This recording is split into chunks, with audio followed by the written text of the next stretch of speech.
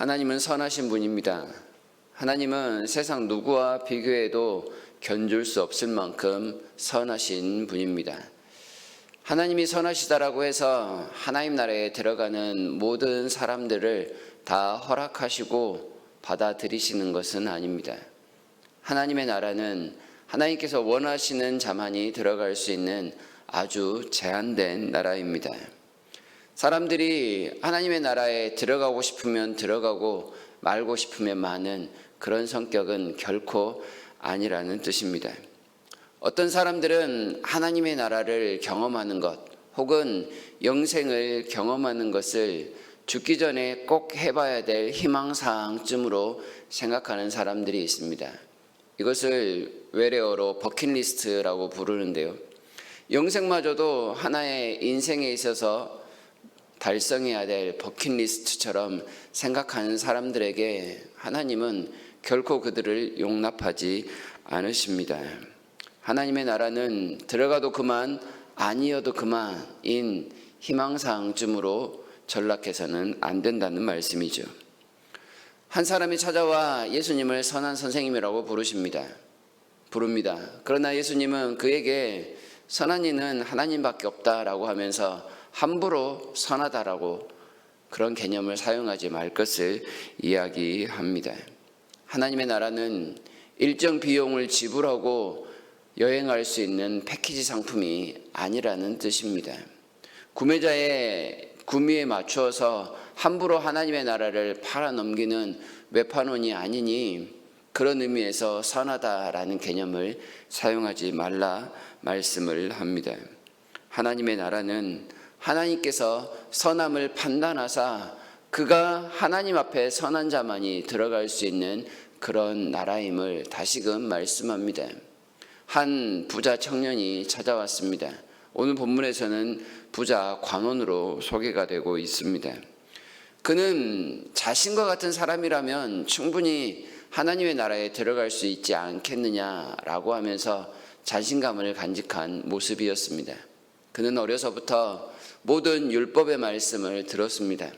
10계명에 나타나 있는 5계명부터 9계명까지 살인하지 말라, 도둑질하지 말라, 부모를 공경하라, 그리고 거짓 증언하지 말라라는 모든 내용들을 완벽하게 지키었다 이야기를 합니다.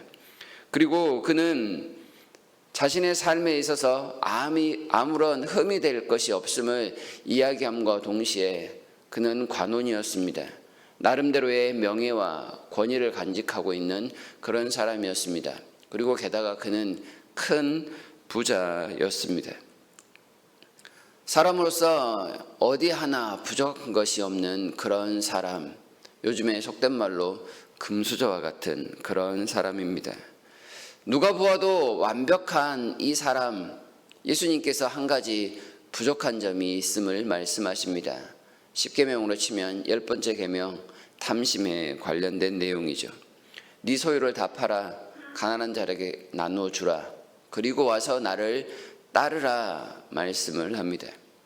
이 말씀을 듣고 나서 이 사람이 매우 근심하였다. 심히 근심하였다.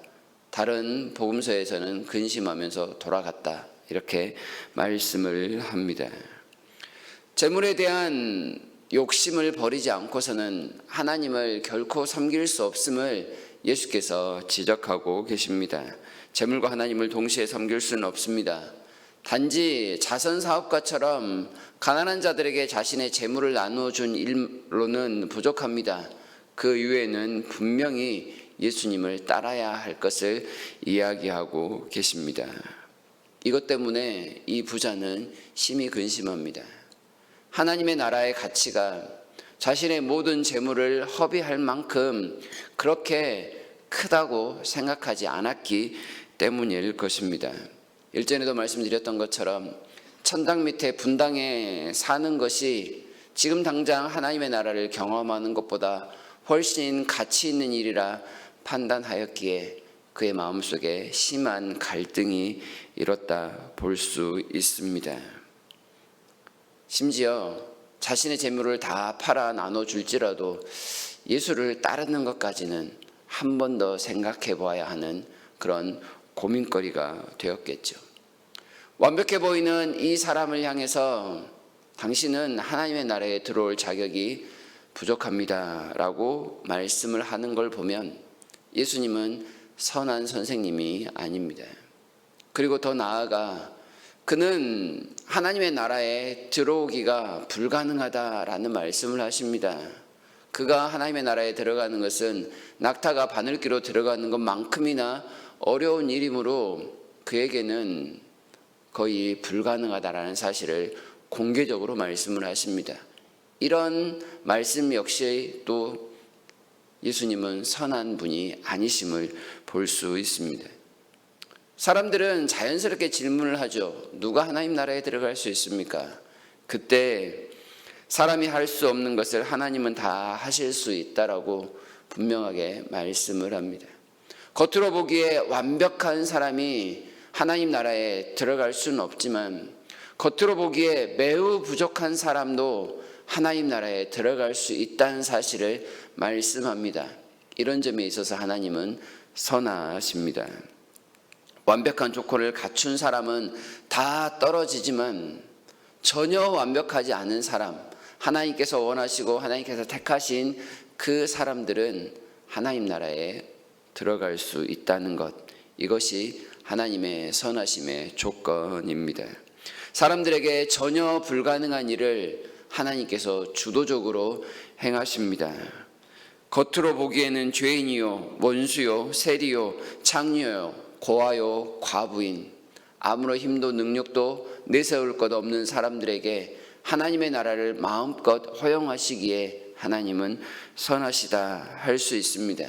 현재 재물이 없고 힘이 없고 정말로 율법을 잘 지키지도 못하는 그런 사람들이지만 그들에게 아끼지 아니하고 하나님의 나라를 선물로 주실 수 있으니 하나님은 선하시다 할 수 있는 겁니다.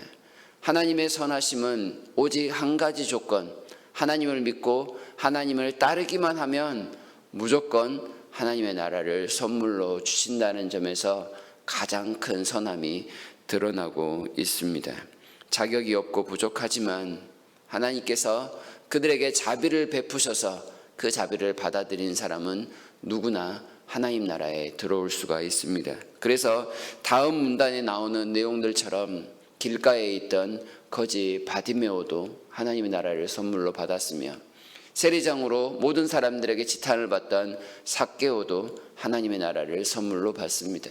심지어 십자가 옆에 한 강도 역시도 하나님의 나라를 선물로 받는 일, 이런 것들을 보면 하나님은 지극히 선하신 분이십니다. 하나님이 원하시는 사람, 하나님 나라에 들어갈 수 있는 사람은 어떤 사람이겠습니까? 17절에서 그 사람은 어린아이와 같은 사람일 것을 말씀합니다. 하나님의 나라를 다른 조건으로 비교하거나 평가하지 않고 무조건 받아들이는 사람입니다. 하나의 버킷리스트, 죽기 전에 꼭 해야 할 하나의 희망사항쯤으로 하나님의 나라를 생각하는 것이 아니라 이것 없으면 안 됩니다, 하나님 나라 없으면 안 됩니다 라고 간절하게 붙드는 사람입니다. 그 하나님의 나라로 인하여 무조건 감사하며 행복해하는 그 사람이 하나님 나라를 받아들일 수 있는 사람입니다. 다른 사람 눈에는 자격 미달이지만 심지어 접근조차 금지될 것 같은 그런 사람이지만 하나님께서 합당히 여기시는 그 믿음을 간직한 사람이라면 누구나 들어갈 수 있는 그런 나라, 나아가 현재에도 예수를 여전히 따르며 예수님을 따르느라 집이나 아내나 형제나 부모마저도 양보한 사람이라면 누구나 들어갈 수 있는 나라, 그 나라가 하나님 나라입니다.